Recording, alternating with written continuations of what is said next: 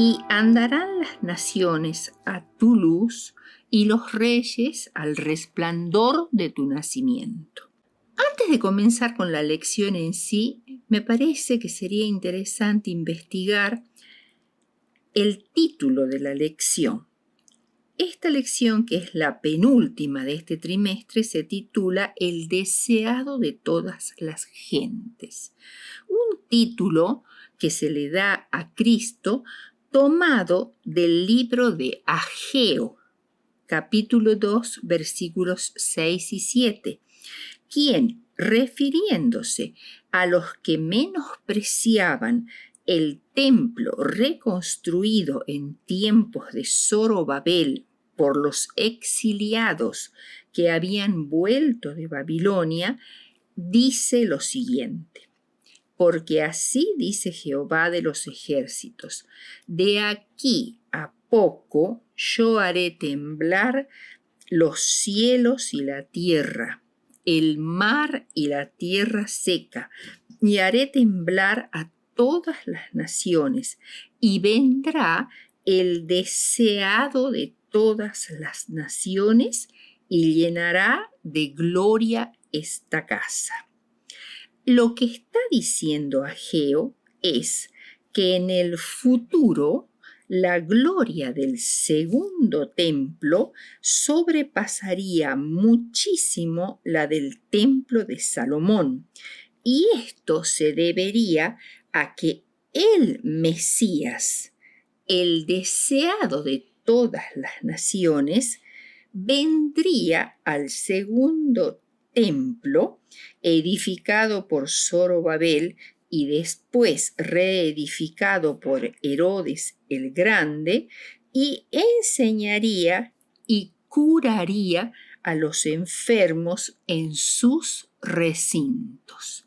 Jesús fue realmente el deseado o anhelado o esperado de todas las naciones de su tiempo. Y esto fue así porque la expectativa mesiánica judía hizo un impacto en el mundo gentil. La expectativa de que pronto aparecería un rey salvador se propagó por todo el mundo antiguo, debido en parte a que las religiones paganas estaban perdiendo su atracción en las mentes de los pensadores, y en parte a la continua intranquilidad política que pendía sobre la civilización como una mortaja. Entre los gentiles, muchos tenían una comprensión más clara de la esperanza mesiánica que los mismos dirigentes religiosos judíos.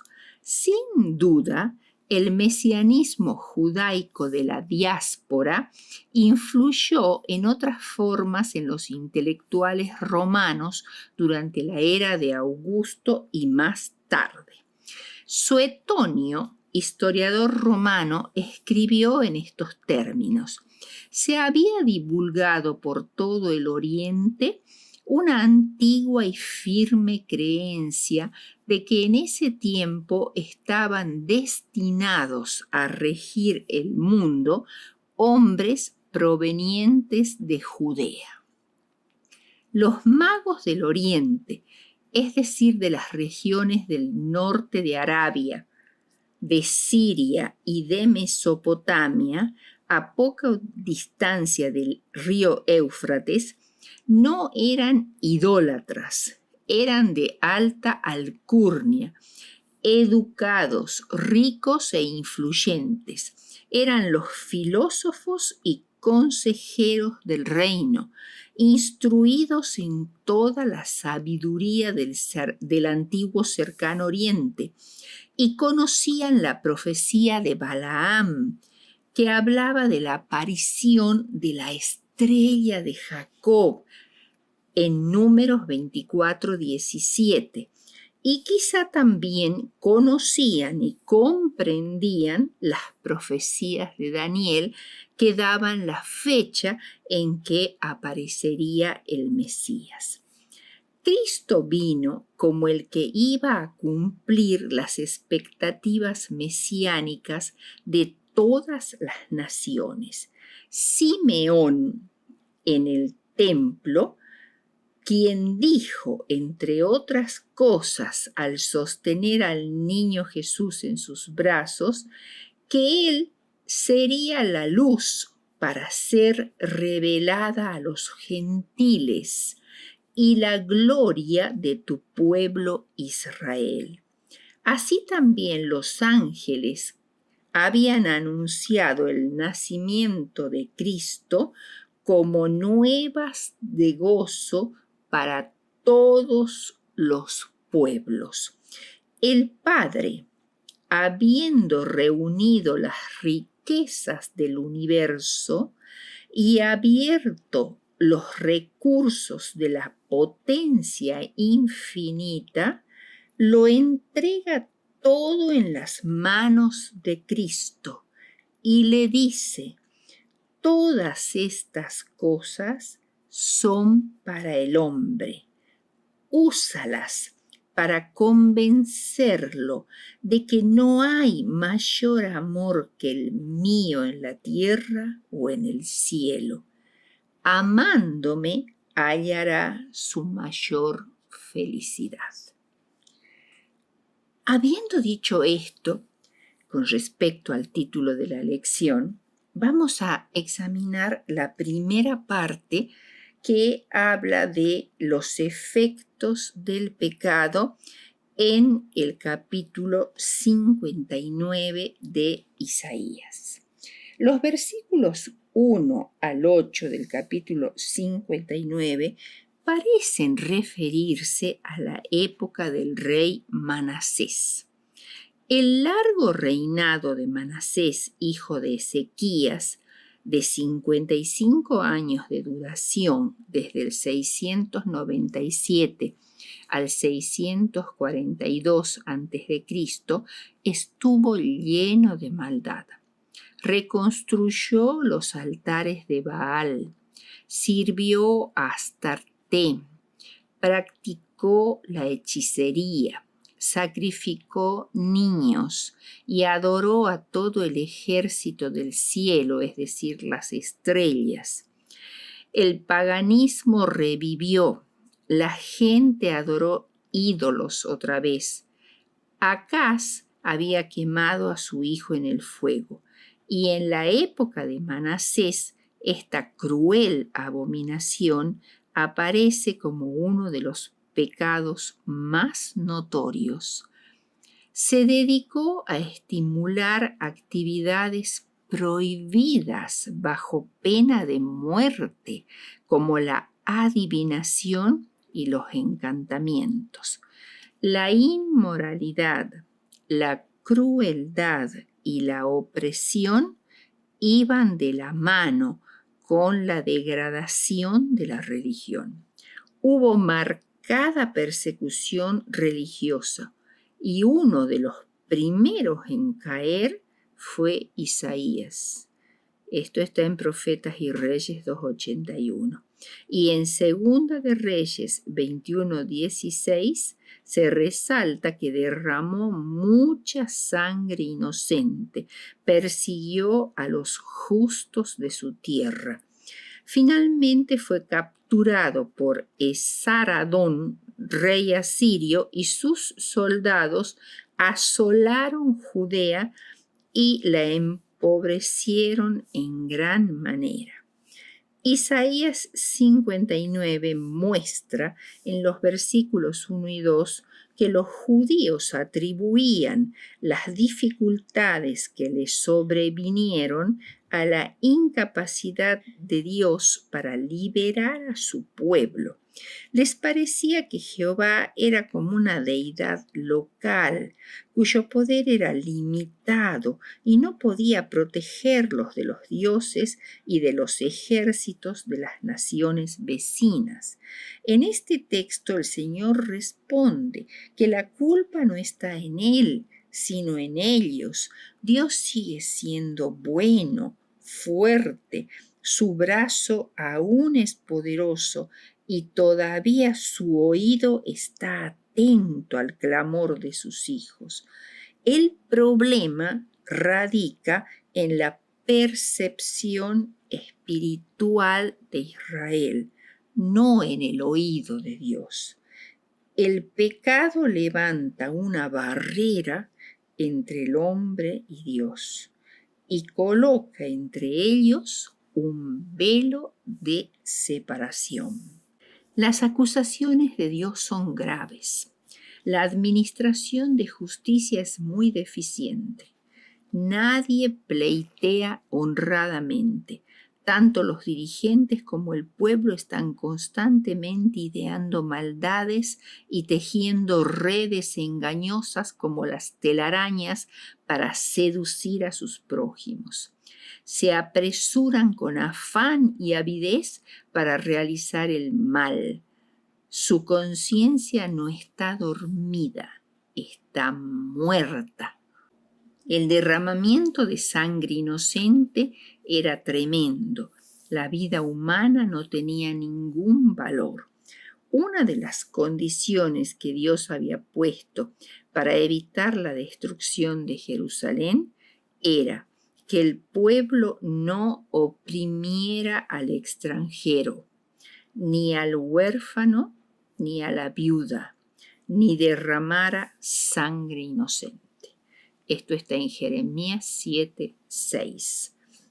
Por ello, el pueblo amargamente descubrió que sus clamores de socorro encontraban cielos de bronce y la tierra debajo de sus pies era como de hierro.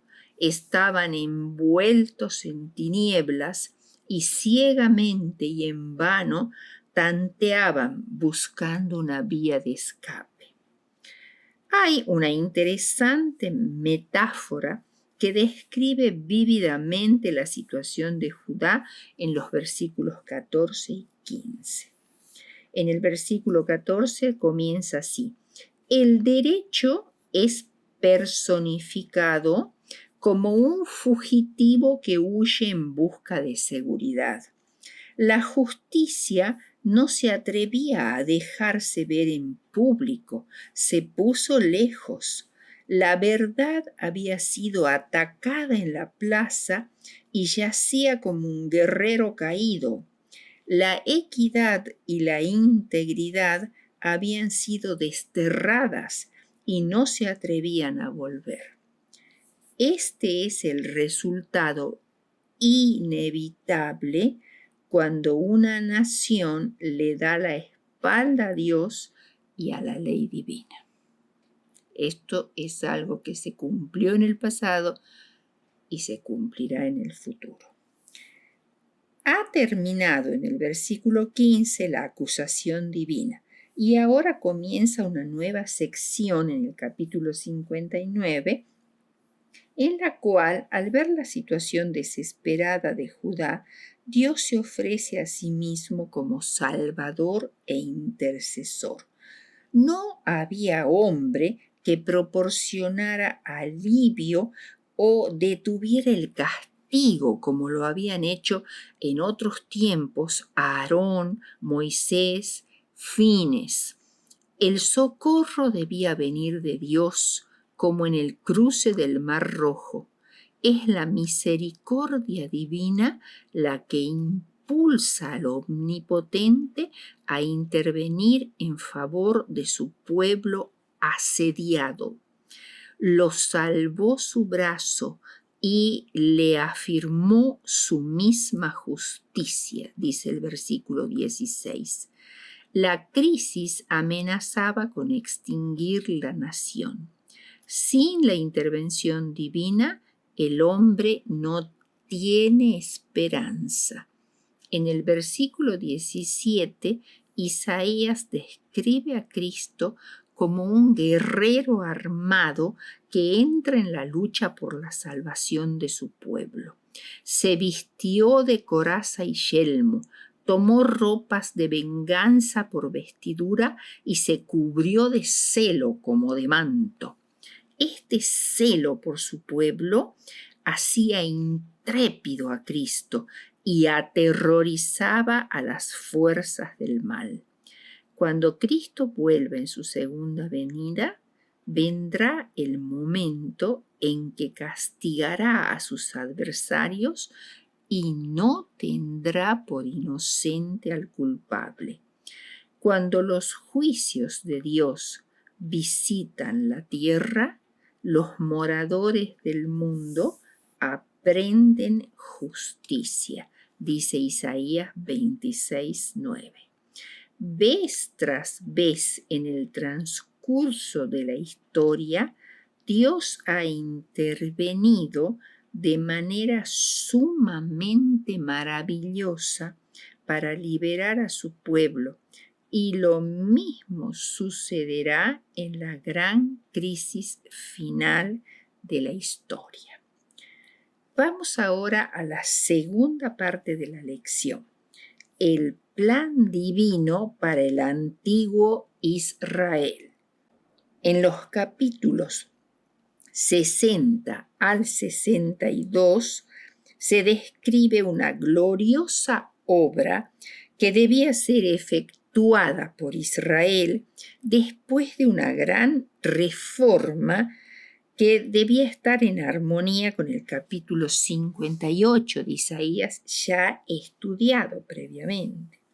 Este era el plan divino para el antiguo Israel. Levántate, resplandece. La luz fue siempre un símbolo de la presencia divina.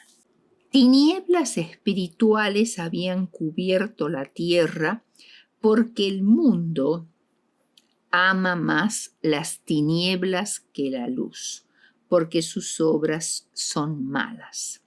Su pueblo, el antiguo Israel, debía brillar con la gloria reflejada de Dios.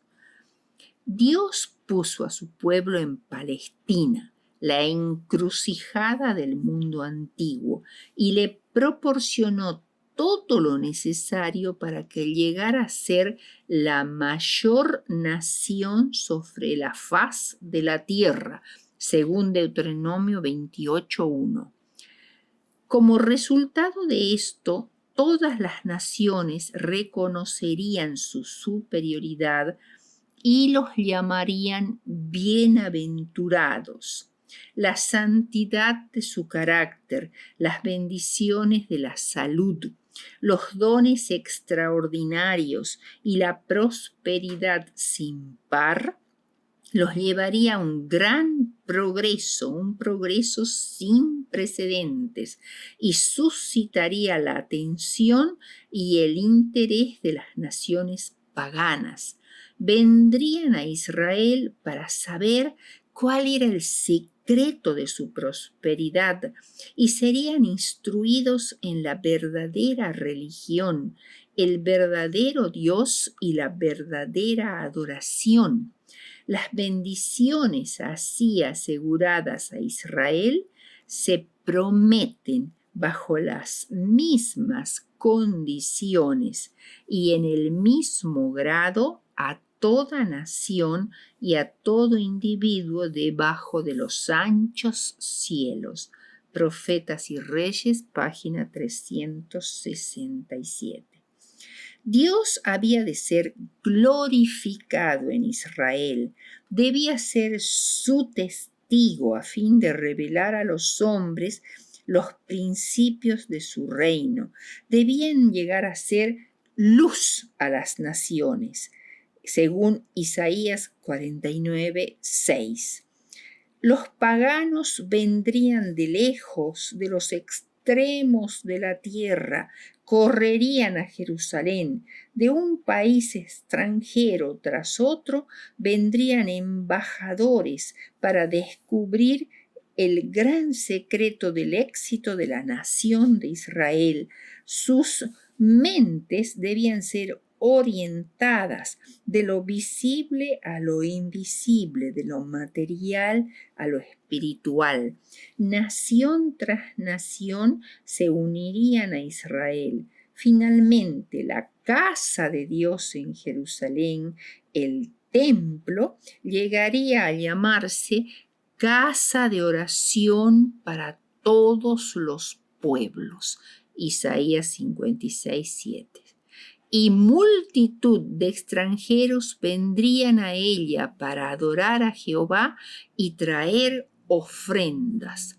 Las puertas de Jerusalén permanecerían abiertas de día y de noche para permitir la entrada de estas caravanas que traían sus dones y su adoración. Todos los que se volvieran de la idolatría al culto del verdadero Dios habrían de unirse con el pueblo escogido. A medida que aumentara el número de israelitas, estos habrían de ensanchar sus fronteras hasta que su reino abarcara el mundo. Palabras de vida del Gran Maestro, página 232-233. Isaías pinta con deleite el cuadro de una gran congregación de personas provenientes de países extranjeros como grandes bandadas de aves. Vendrían en las naves de Tarsis, grandes naves marítimas usadas para el comercio y el transporte de metales, trayendo oro y plata como ofrenda a Jehová. Sus monarcas llegarían a Jerusalén rodeados de esplendor real, acompañados de sus siervos y cortesanos. La presencia y la bendición de Dios serían los mejores muros y baluartes de Jerusalén, y las aclamaciones de alabanza y de acción de gracias reemplazarían a las puertas y a los cerrojos. Todo este cuadro glorioso, lamentablemente, no pudo cumplirse. Sin embargo, después de la vuelta de los exiliados a Jerusalén como estaba planeado, la nación judía fracasó en su conjunto. No llevó a cabo una reforma interior y por eso Dios no pudo librarlos de sus enemigos externos, ni convertirlos en sus instrumentos para llevar la salvación a los gentiles. Por eso los privilegios y las responsabilidades del pacto fueron transferidos al Israel espiritual, es decir, a nosotros que somos su pueblo hoy. El glorioso triunfo bosquejado en los capítulos 60 al 62 pertenece claramente al pueblo de Dios de la actualidad, mediante la proclamación del Evangelio a todos los hombres, incluyendo a los judíos. Hay que hacer una importante observación. Las profecías y promesas que no se cumplieron en el Israel literal tienen dos opciones. Una, no se cumplirán más. Y dos, se cumplirán en la iglesia cristiana, el Israel espiritual. Ahora bien, estas profecías que se cumplirán en el Israel espiritual han de cumplirse en principio, o sea, en lo básico, pero no necesariamente en todos sus detalles, ya que el Israel espiritual no es una nación literal situada en Palestina, sino es una nación espiritual esparcida por todo el mundo, por lo cual no pueden cumplirse literalmente las profecías que en primer lugar eran condicionales y solo se aplicaban a Israel histórico y geográfico. Bien, vamos ahora a la tercera y última parte, una notable profecía mesiánica. Isaías 61 es uno de los capítulos más notables del libro de Isaías. Se trata claramente de una profecía mesiánica aplicada por Jesús a sí mismo en la aldea de su infancia en Nazaret. Lucas 4:16 nos relata que Jesús fue en su primera visita a Nazaret, la pequeña ciudad o pueblo donde se había criado, después de dejar el taller de carpintero en el otoño del año 27 después de Cristo, cuando inició su ministerio público.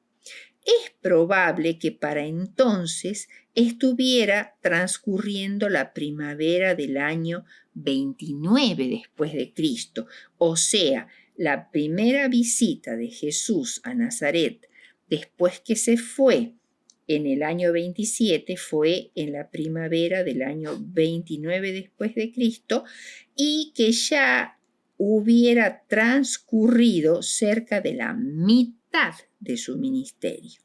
Su madre, sus hermanos y hermanas vivían aún en Nazaret y sin duda se encontraban entre los adoradores en la sinagoga en ese día sábado. Jesús había asistido a la antigua sinagoga de Nazaret conforme a su costumbre y se le pidió que leyera las escrituras en forma pública y que predicara un sermón acerca de esa lectura, lo cual se podía pedir a cualquier israelita mayor de 12 años.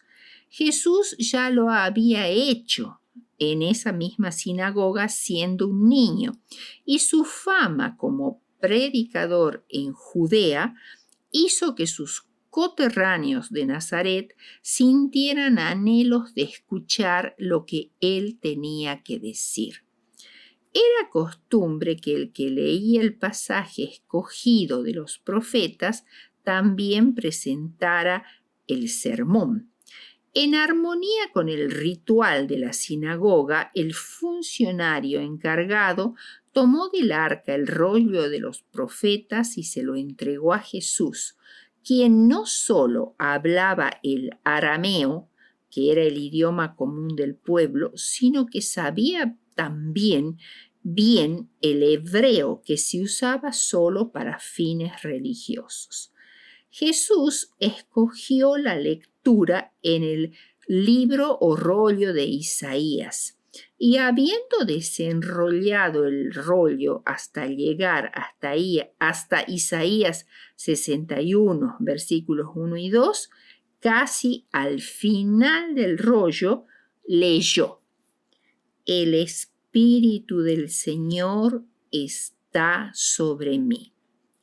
Jesús había recibido el Espíritu Santo cuando fue bautizado y le confirió de esa manera el poder necesario para llevar a cabo su ministerio terrenal. Me ha ungido, es decir, me ha hecho el Mesías. Ungir viene del verbo masaj, de donde deriva el sustantivo Masiaj o Mesías, ungido. O sea, la palabra Mesías significa ungido, que básicamente significaba apartar a alguien para una función específica o una misión especial.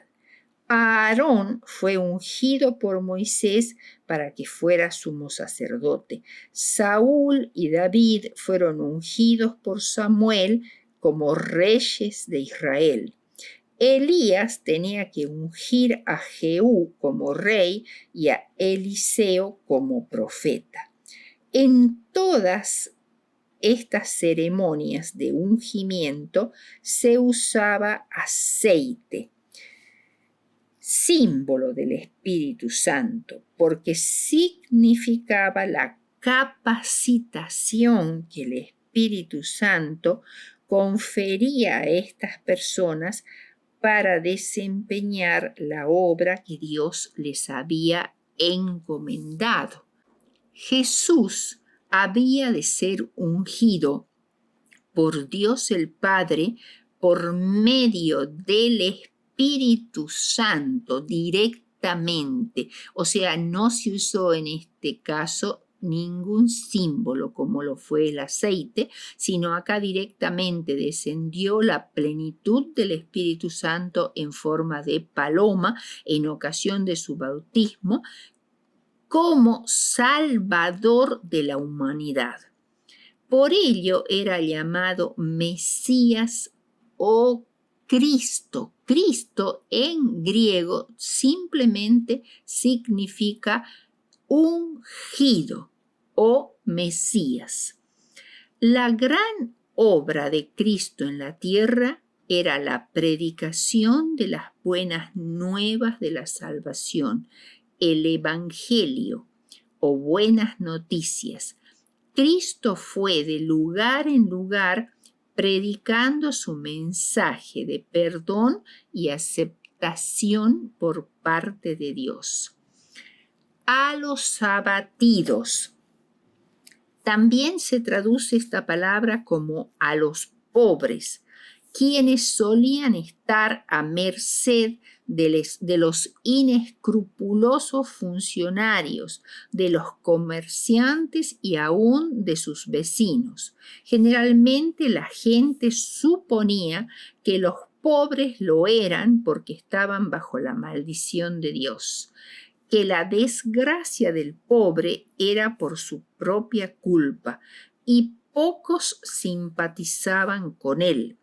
El supremo amor de Jesús por los pobres fue una de las grandes evidencias de que era el Mesías y su predicación significó para ellos luz, alivio y liberación del pecado. No solo le preocupaban los pobres económicamente, sino también los pobres espirituales, aquellos que sentían su necesidad espiritual y a ellos les prometió los recursos infinitos de los cielos, a sanar o vendar a los quebrantados de corazón. Jesús vino para aliviar el sufrimiento de los que están tristes y fatigados por su carga de pecado, los que lloran por sus equivocaciones, los contritos de corazón. A poner en libertad a los cautivos. Estos cautivos no son los presos comunes, sino los que han estado en el cautiverio de Satanás, en cuerpo, mente y espíritu. Jesús no liberó a Juan el Bautista de la cárcel, pero sí a los que languidecían en la cárcel de Satanás, como los endemoniados gadarenos, los que han sido atrapados en el lazo del diablo. Y vista a los ciegos, no solo a los ciegos físicamente, sino también a los ciegos espirituales. a poner en libertad a los oprimidos. Esto es una paráfrasis de Isaías 58:6. Libertar a los hombres de la pesada carga del pecado y de la opresión, que significa el intento de lograr la salvación mediante la observancia de leyes y reglas rabínicas. A proclamar el año agradable del Señor, o también el año de la buena voluntad de Jehová, literalmente el año de gracia de Jehová, o sea, la era evangélica, cuando los que sienten su necesidad espiritual, los que han sido cautivos del pecado y han estado ciegos a las cosas espirituales y han sido heridos y oprimidos por el maligno, pueden esperar la liberación del pecado. Recuerda al año del jubileo, cuando los esclavos eran libertados, las deudas eran canceladas y las tierras eran devueltas a sus dueños. Jesús detuvo aquí su lectura, sin leer lo que era para los patriotas judíos la culminación del pasaje, el día de la venganza del Dios nuestro.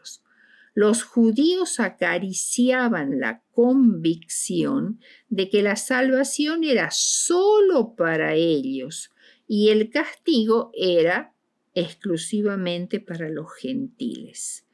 El orgullo, el prejuicio y la opinión preconcebida indujeron a los judíos a este estado de ceguera espiritual.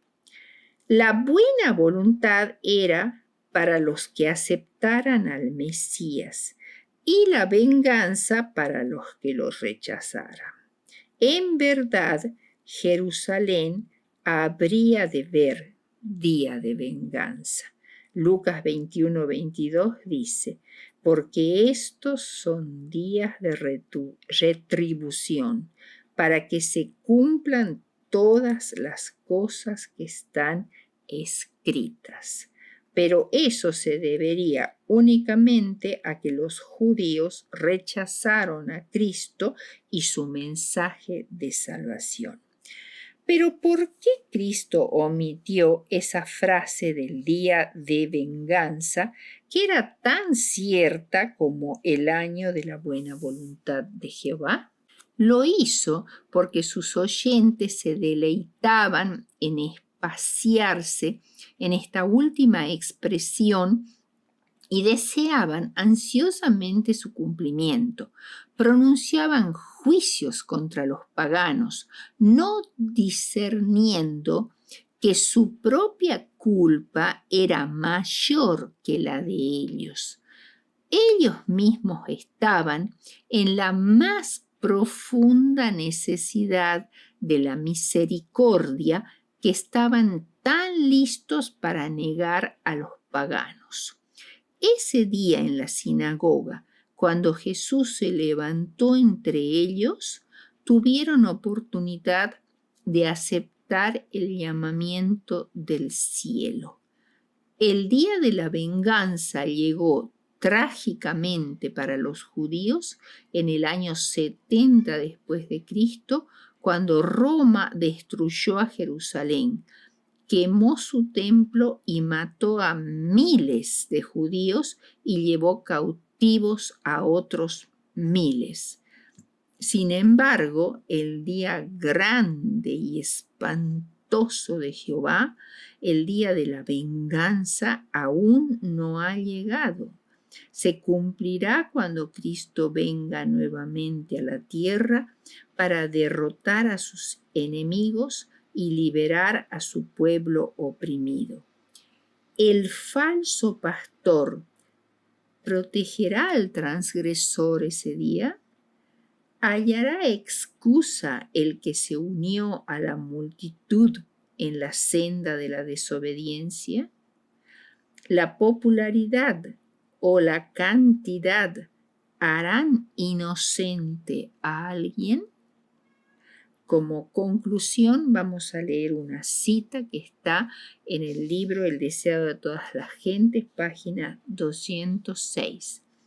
Las palabras de Jesús a sus oyentes en la sinagoga de Nazaret llegaron a la raíz de su justicia propia, haciéndoles sentir la amarga verdad de que se habían apartado de Dios y habían perdido su derecho a ser su pueblo. Cada palabra cortaba como un cuchillo, mientras Jesús le presentaba su verdadera condición. Ahora despreciaban la fe que al principio les inspirara. No querían admitir que aquel que había surgido de la pobreza y la humildad fuere otra cosa que un hombre común.